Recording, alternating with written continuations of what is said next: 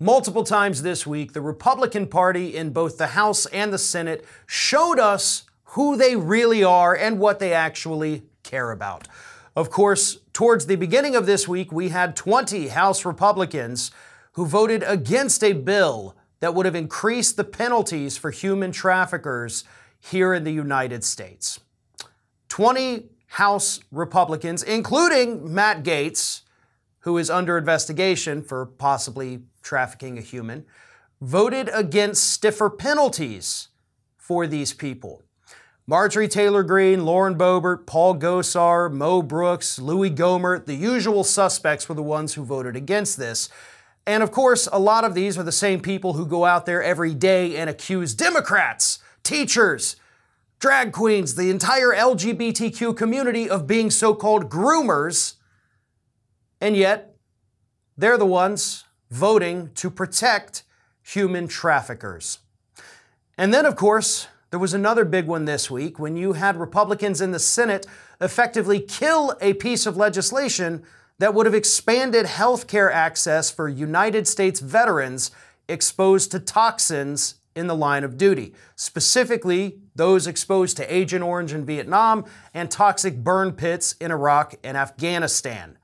25 Senate Republicans banded together to make sure that that bill could not pass, even though earlier this year the Senate already passed their version of this bill.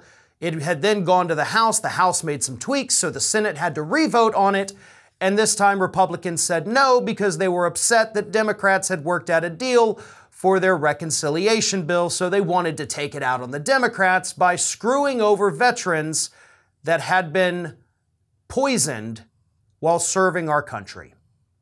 And that, of course, is the issue that Jon Stewart, former host of The Daily Show, has been out there on the forefront with. He has been doing interviews. He has had press conferences. He has absolutely demolished the Republican Party. I want to read some of his quotes here. They're very colorful language, so just a warning on that. But he called those Republicans, quote, stab vets in the back senators. He then added, P.S., fuck the Republican caucus and their empty promise to our veterans. Then he specifically called out retiring Republican Senator Pat Toomey, and he said, congratulations, Senator Toomey. You successfully used the Byzantine Senate rules to keep sick veterans suffering. Kudos. I'm sure you'll celebrate by kicking a dog or punching a baby or whatever terrible people do for fun. And I think, to be honest with you there, Jon Stewart has a really good point, right? The Democrats could put forward legislation called the Puppies Are Cute Act of 2022, and you would still have Republicans voting against it because, well, if the Democrats are for it, we clearly have to vote against this thing. Even though we agree puppies are cute, we just don't want Democrats to have any kind of victory here. It's the same thing. Republicans talk a big game about being the party that supports the troops. Okay, well, will you give them health care? I mean, they were poisoned while serving our country in active duty. They were poisoned. So can we take care of them? Oh, no, we can't do that. We don't support the troops that much.